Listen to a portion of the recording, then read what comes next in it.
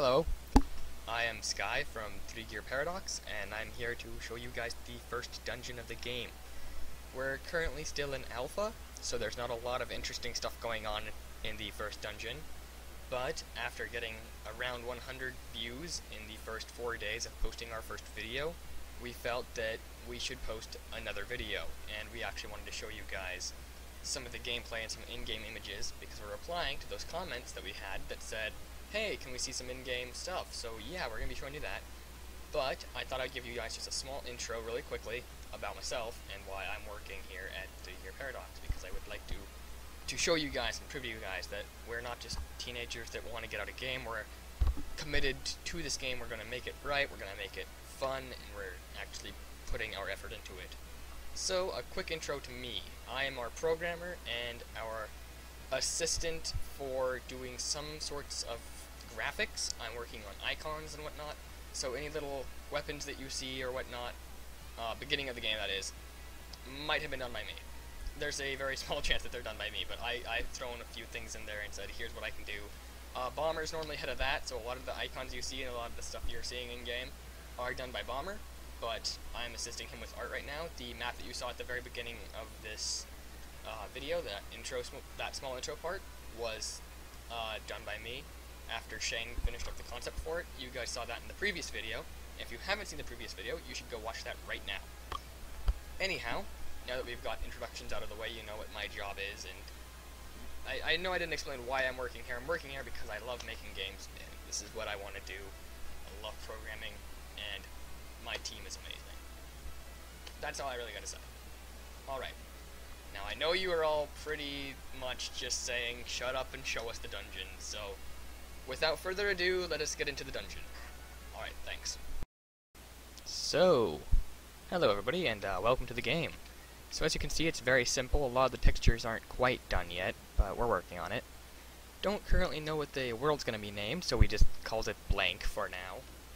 So we have a selection here for a name. You can actually type in whatever kind of name you want, and I believe it can be 8 characters long. I'm not too sure on that. Yes, it can. Okay. Yeah, I can count. Okay. So, right here we have our first quest.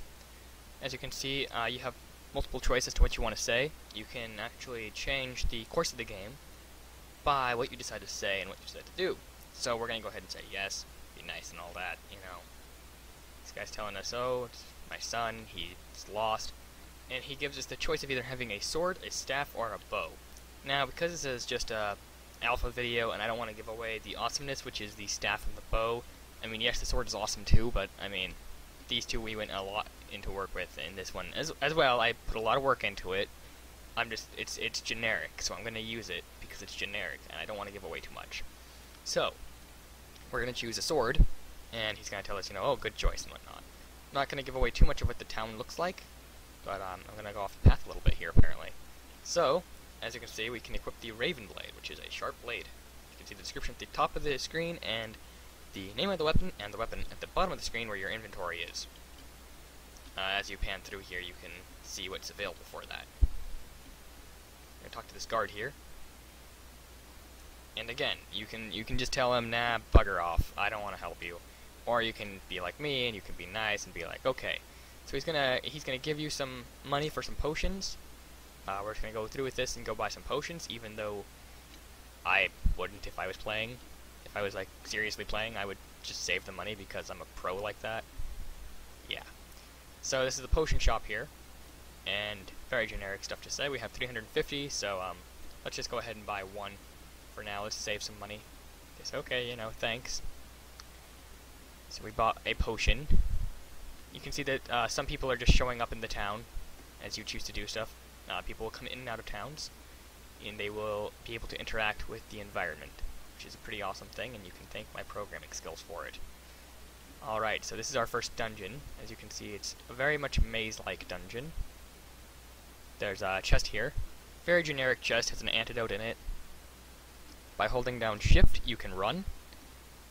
We noted that a lot of people don't like to spend too much time walking around in dungeons like this, and so we wanted them to have a way to get around faster. And in here, you find your first part of armor, unless you've already bought some armor somehow. Alright, so we'll come back here and equip that. There we go. So as you can see, you have some discolored grass here, some grass that looks like it's got mana going through it and whatnot. Over here you got some gears. This is foreshadowing into the game a bit more.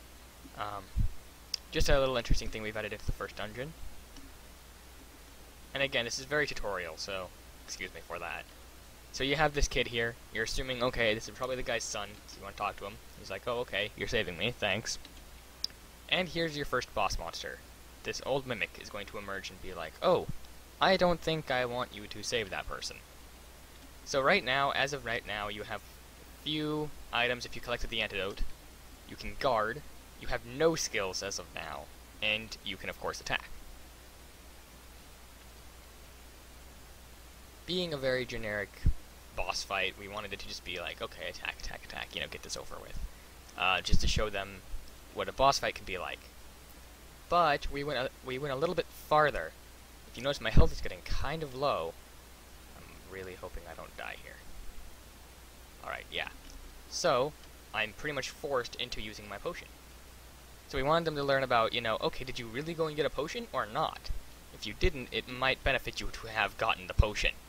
And of course, you're gonna see, okay, I'm hitting 90s. Is that a little bit high for someone of my level? Not at all, believe me. We're making this game very challenging, in fact. And very strategic in your battling. So normally it won't just be attack, attack, attack. And if you noticed earlier, gold was kind of emphasized. That's because we're not sure if we want to use gold as our currency or not. We're still talking that over. And again, this can change the reward you get for this quest depending on what you say. So, you know, you could say something like, you shouldn't have ran off, and be a little bit rude, or you could just be like, okay, we should get you home, you know. And this will change the outcome of what his father's going to give you when you bring him back. It's little things like that that I think make a game interesting. Alright, we got 2 slimes here. This won't take very long. So again, you see I'm hitting 65s and 90s and so, but okay, that one doesn't count because I got a critical, but yeah, the slimes have about 100 health, so this is a level 1 monster, has 100 health, definitely going to take around 2 hits to kill it, and there's 2 of them, making you have to take around 4 to 6 turns, due to the slimes each getting a turn. But yeah, or rather 8, I guess. So now you notice that his father's back, and his father's just walking around, you know. Come to talk to him, he's like, oh, thank you so much, you know. And you get what's called a power-up. And this part's going to be changed, in fact. We have that changed. But power-up, it's a new item. It increases your attack power by 3, so I'll show you what this looks like. If you notice my status, my attack is at 20. If I equip this power-up, and I go back to my status, it's permanently been raised to 23. Just something we thought was interesting and wanted to put in there. I won't give away what happens if you select the other one. So you can see that it's 5 gold for 1 night, and so I'm going to stay at the inn, wait a day, you know, wait out my wounds and whatnot, heal up. Alright, so now I'm fully healed, still level 1 and all that, and if I talk to this guy now, he'll tell me, oh, just have a safe journey, and I can leave to the overworld. And this is as much of the overworld as we're going to show you for now, because the overworld is amazing. Alright, and with that, I thank you for watching, and please make sure that you check in again for our next update, where I probably won't be the one leading that. It will either be Bomber or Shane that's telling you guys about the game next. So, with that, see you all later.